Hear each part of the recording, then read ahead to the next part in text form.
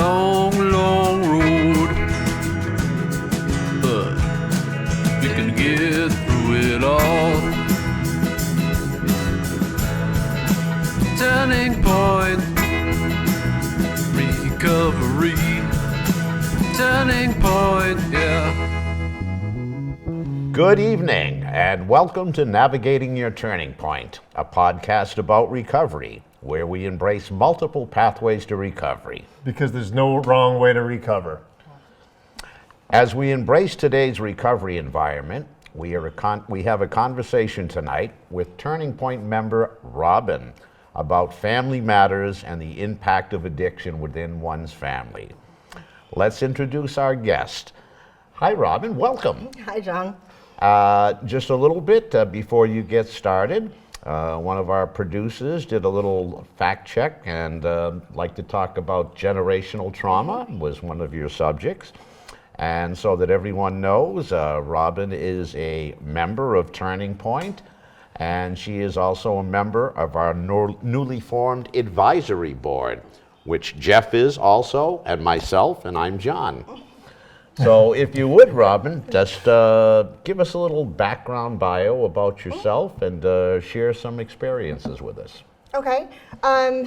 It's one of the unfortunate parts of addiction and recovery that I am very stereotypical in the sense that I come from a family where multi-generations had addiction. My grandfather died of alcoholism. My father died in active addiction, as well as my brother. I have numerous aunts and uncles that have suffered through their entire lives. So it was something that I saw. It was something that I learned just by happenstance. And it's not one of the better parts of my story because it did carry on with me through decades of my life. But one of the things that I've also learned in recovery is by facing it head on. That's one of the ways that I'm looking to break that generational curse. I do have a 14-year-old daughter. She does attend recovery meetings with me. She has been informed of this pretty much her entire life. I want to make sure that she knows about the facts of the world out there. She's been open with me in the sense that her friends, some of her friends in 8th grade, are already starting to dabble with drugs and alcohol. And I want to make sure that she understands the realities of it so that she's not running from her emotions. She's not running from things. Because that's what I learned, was when life got hard, you picked up a drink or a drug. And that started with me personally at a very young age. In my preteen years, I was running from, the situations in my household, the emotional trauma, some physical trauma, a lot of mental abuse, and it made me want to push everything down. And by facing those feelings head on, I'm actually learning how to come out above them in my recovery, in my family, in my relationships, and in everything. Yeah, I think you bring up a good point because it's different. Generational trauma can be a lot different for a lot of different ways, right? And sometimes that trauma really doesn't show until you're older as well, like because you learn the nature versus nurture topic, right? We're not going to get into that, but like what you learn in your younger age in your subconscious and how you develop habits, how you develop things as you grow up, what you see, what you hear, what you do, all those things as you grow up, right? I know in my household, it was quite normal to be drinking and having wine. My mother is not an addict.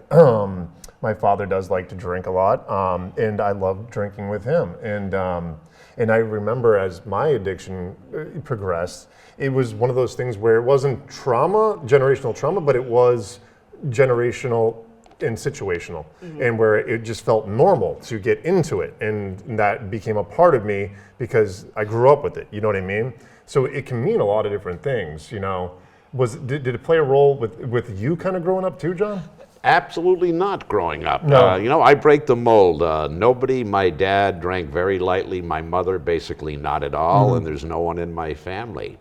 But for me, it probably it started in college, but my first job, I was in a purchasing sales type of role. So it started with 2 martini lunches. Yeah. And it progressed from there. So for me, it became kind of a ritualistic lifestyle. That was the norm. Right. That's what I did every single day. You know, you'd go out, you'd have something to drink at lunch. If I was on the road traveling, it was wining and dining. If I was in the office, it was meet your coworkers after work for a drink. And it would be for an hour or sometimes 5 hours. And it just became, it became a habit more than anything else. I get that. Until it became destructive. And it probably took 30 years to become destructive. So we were talking before the episode too, and Jules was mentioning to me that you're getting into mentoring and coaching. You Yes. want to elaborate? What's that? What's going on there? Well, through different pathways, I've been sponsoring and mentoring for a number of different years, different women throughout their different times in recovery, and also on the family side. Because being a daughter, sister, my ex is new into recovery. My current partner is a few years into recovery. So it's one of those things where I've had to experience it both as the addict as well as the loved one of an addict. So one of the things that I'm starting to do is to coach both the addict as well as the family members. Because one of my main points is when the family recovers together, everybody can gain from it. My mother and I, at the worst of my addiction, when I was about 18, 19 years old, we had a separation, and it was by her choice. She decided to step away from me, and because she didn't want to watch me go through what I was going through. And those 4 years apart actually gave us each the time to figure out what we wanted to do and how we wanted to live, so that when I got clean, she and I were able to come together. She, through different avenues for her, found her recovery as the mother of an addict.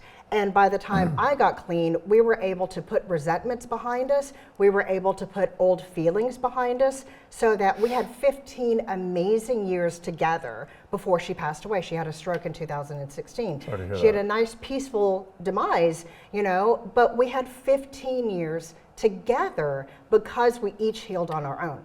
She was there when I bought my first house. She was there when I got married. She was there at the birth of my daughter. You know, awesome. all of those things only because we each recovered individually. And that's what I want to help families do, whether they be parents or spouses, siblings. I want to help them understand that it's not just one person that's touched by addiction, it's the whole family. Got it.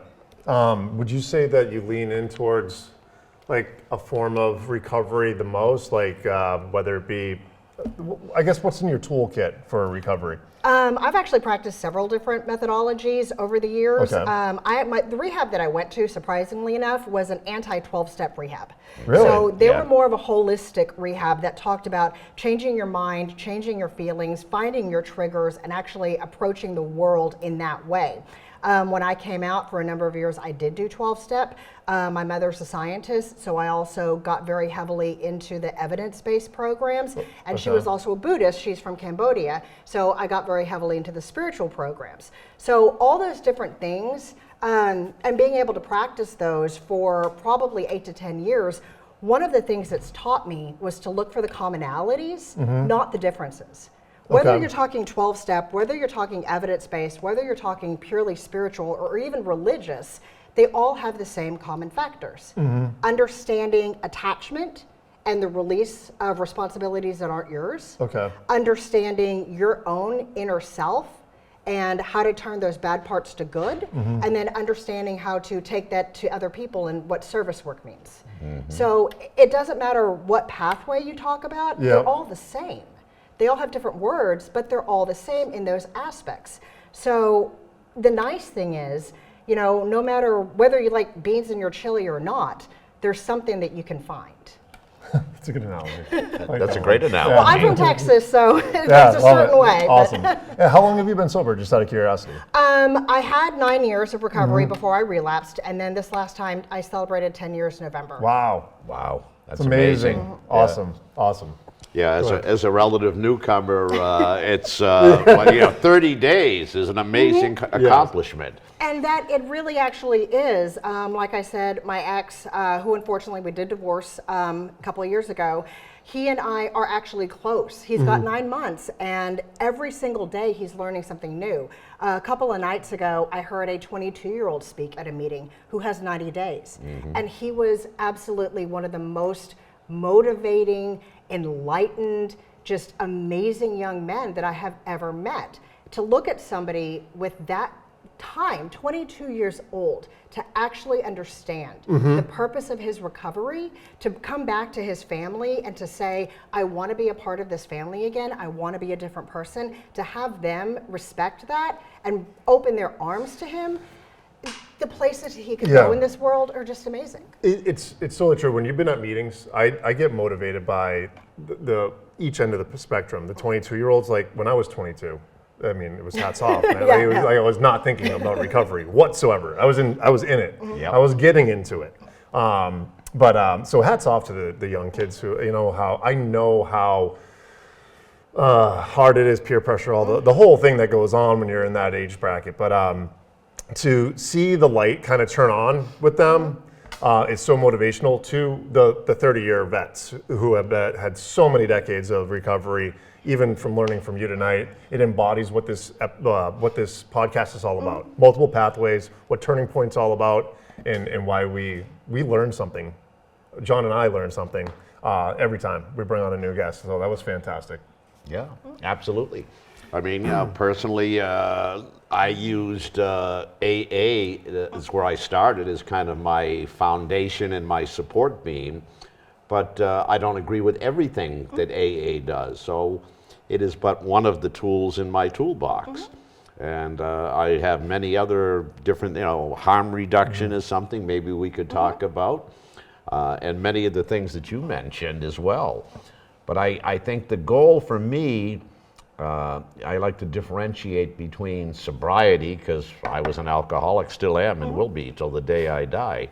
But I'm not going to die because of alcohol. What I was talking about, sobriety versus recovery. And for me, the goal is recovery.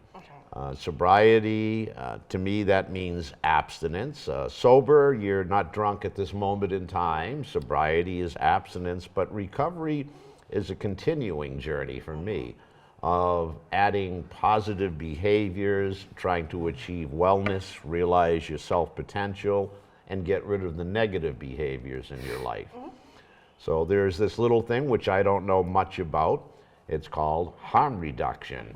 And perhaps you could enlighten us a little bit about what harm reduction means to you. Yeah, well, when I first came into recovery, and I use the SAMHSA definition for recovery, that is any time that you were trying to make a positive change in your life through changing your thoughts, feelings, emotions, behaviors. Okay. So basically, if you're trying, you're in recovery. Okay. So I look at myself, my recovery journey began when I was 19 years old. I had a rock bottom. I did not know how I could live this way anymore.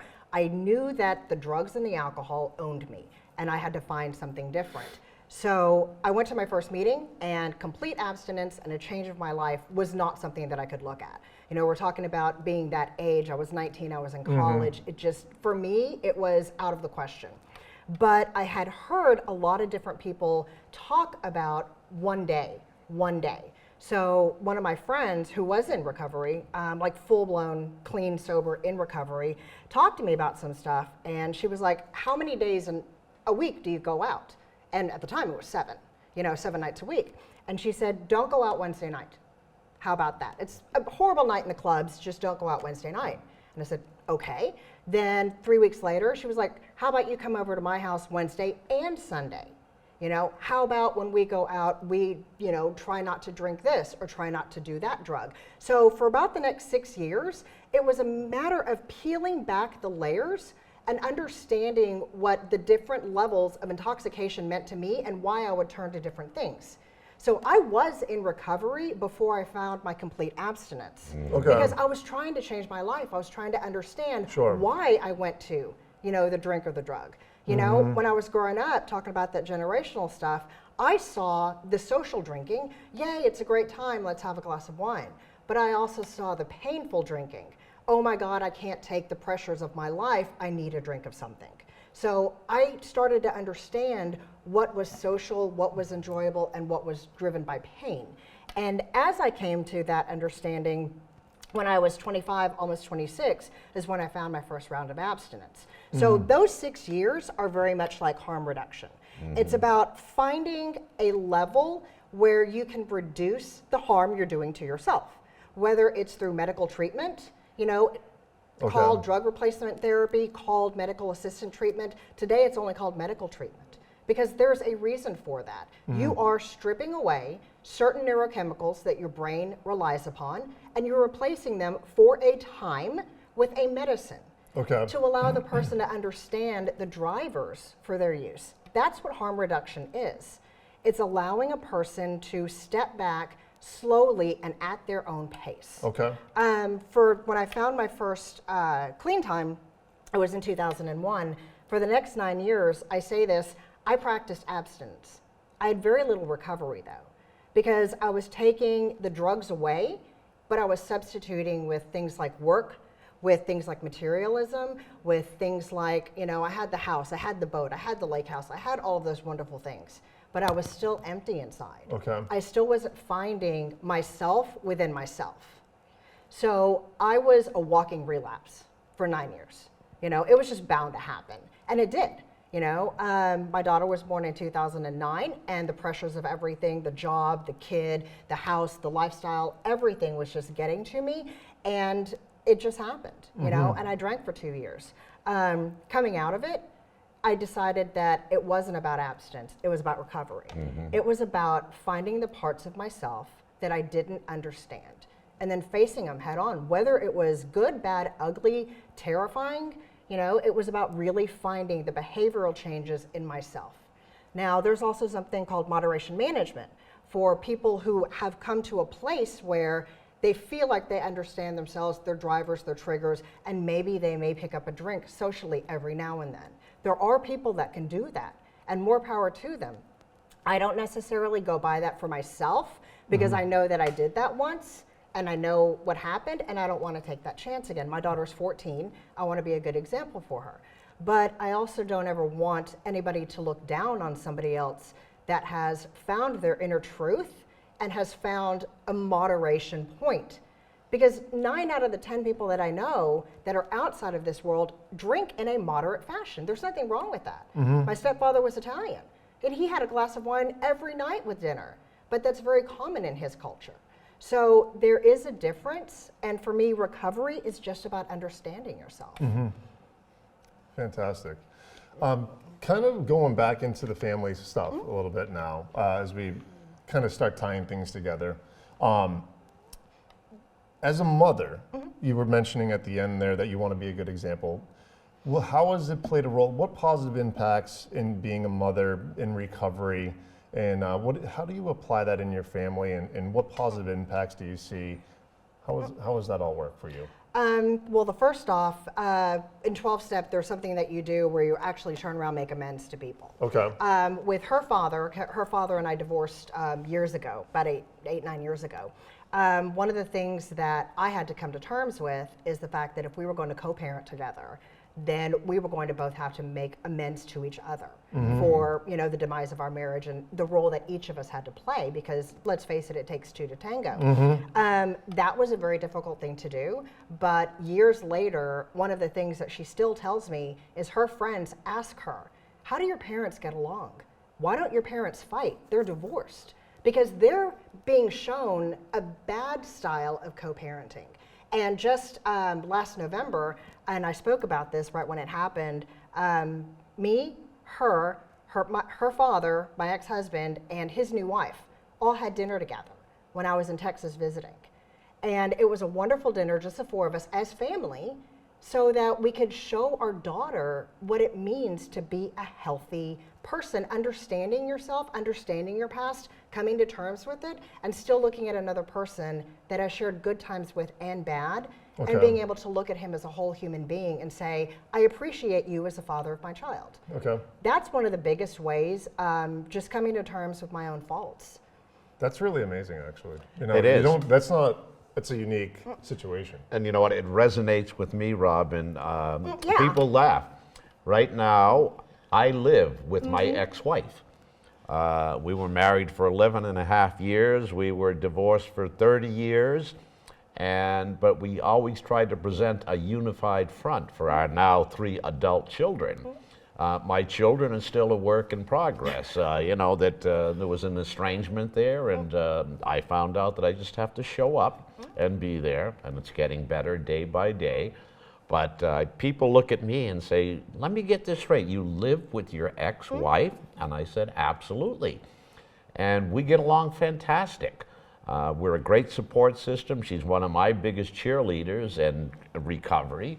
And even when I go to doctor's offices for just visits, this is becoming more common. Who's your emergency contact? I said, it's my ex-wife, and here's her phone number. And she said, we're seeing this more and more every day. And it's nice, you know, that you can get there. You don't need any aggravation in your life. And it's wonderful for your daughter that she can see mom and dad, you know, get along. And it's a great example for her growing up as a young woman. So. And it shows her just people are not the things they have done. You know, Correct. That's probably one of the biggest things that I want to show her is compassion, empathy, and just forgiveness. Because when you forgive, it just makes yourself a better person. Awesome. So what's next for Robin? What's next for Robin, you think? Do you have any plans, anything in recovery, anything you got going on that you want to talk about? Well, like in recovery, like I said, I have a coaching business that I just started. Okay. So that I want to be able to, it's online, because here in Massachusetts, we have an amazing recovery network. I talk about it on some of my online meetings, the different recovery centers. Nobody's ever heard of that in other parts of the country. Recovery coaching, nobody's ever heard of that in other parts of the country. People understand sober companions, but that's about it. People don't talk about joint programs such as the 12-step programs or the smart recovery programs, things like that, where you have programs for the addict and programs for the family that work in conjunction. Okay. So a lot of that in other parts of the country, which are unfortunately just not up to speed with a lot of the legislature as well, I want to bring that to them. So it's an online coaching service where I can guide the addict through, as well as guide the family, utilizing whatever programs are in their area, you know, such as 12 steps, such as evidence-based, whatever meetings that they can find for the fellowship, and then guide them through some of the pitfalls that they're going to find out. Like, what do you do when the addict comes home after 30 days in rehab? What is that pitfall potentially going to look like, and how do you overcome that? You know, you got my wheels turning because there's so many different pathways that you know about that I see future episodes being derived from you. Like if you know of a specialist in those specific areas, we'd love to bring them on so that we could like dive deeper into one of those pathways for anybody who wants to know. No, absolutely. You know, I haven't even heard of evidence-based before. You know, this is the first time I've ever even heard of it. So Now, do you use a referral basis, Robin? I mean, if somebody said, I'm struggling, could you give them an IOP or a clinician or a recovery center? I do. I have, actually, one of the funniest things is if you look in the recovery network in this world, probably 90 to 95% of the people that work in recovery are in recovery. Yes. And a number of my friends work in a number of different centers throughout the state. Outside of the state, we work with the national hotline to try to find different locations for people to go that are looking for different levels of recovery, be it a detox, a rehab, IOPs, and things of that nature that will work with a certain person's insurance if that's necessary. Also, Medicaid, Medicare, things like that. So there are tools where we can guide people to. A lot of times, it's more of the fear that gets people to not, or that stops people from looking for these resources. I don't want to go to a place that's like this. There are people that will listen to you. You know, there are people that will say, if you don't want to go to a 90-day program, we can start off with a smaller one. We can start off with 28 days. Let's see how that goes. If you don't want to go to a program that's far away from your family, or if you do, you know, there's all these different options, and it's fear that stops people from finding out what's available to them, because they're afraid that they're going to get told what they have to do. And just like you said, there's no wrong way to recover. I think for me it was ignorance as well. Yeah. I didn't know how to call somebody like you. I have done 2 stints in rehab. I did a 28-day program, and I did it to placate everybody else except myself on the first go-around. And 6 months later, I did another 90 days, and I did it on my own volition. But when I came out, I never felt like I had the tools. The question was, okay, I'm back out in the real world. What do I do now? I really didn't feel like I had a maintenance program. And very shortly, I was back with the same people, places, and things, doing the same activities over and over, and I relapsed once again. So even a place like Turning Point, which Jeff and I think both discovered the same way, we just showed up one day. I read that, hey, we've got a community meeting every Tuesday at noon. And I knocked on the door, and Carolyn greeted me, and, what can I do for you? Why are you here? Gave me a little tour, took me to a community meeting, and now I'm there 2 or 3 times a week, very active, and have been for the last 9 or 10 months. And I affectionately call Turning Point now as my extended warranty maintenance plan. I like that. And that is something that I need. I need to go to many meetings, many recovery type events, and be discussing it several days a week to keep it in the forefront of my mind. Because once I think I've got it, or get a little complacent, or step away from it for a week or a month, I know where I'm headed, and it's not the right place. Yeah, one of the things that I remember from when I was 19 and I was hospitalized due to certain things in my drug addiction. When I got out of the hospital, they handed me a list of 12-step meetings. Here in your area, there you go. And like I said, walking into that first meeting, complete abstinence and a change of life in that fashion was not for me at that moment. I wasn't given any other options. I wasn't given another pathway. There were very few that existed back then. And one of the things that I want to be able to do for people is to say, what works with your mindset? Are you analytical that you need to be told this is how your brain functions? Do you need to be told this is how thought is formed in your brain and why it becomes emotion? Or are you a spiritual or religious person where you're going to be comfortable or less comfortable with different words that are used in recovery, and then guide them to the number of programs that are out there. I've done research on 19 different recovery programs that exist in the United States right now. And a lot of those are worldwide. So there is no wrong way to recover. Awesome. So we have a final question that we ask all of our guests. It's really no rules.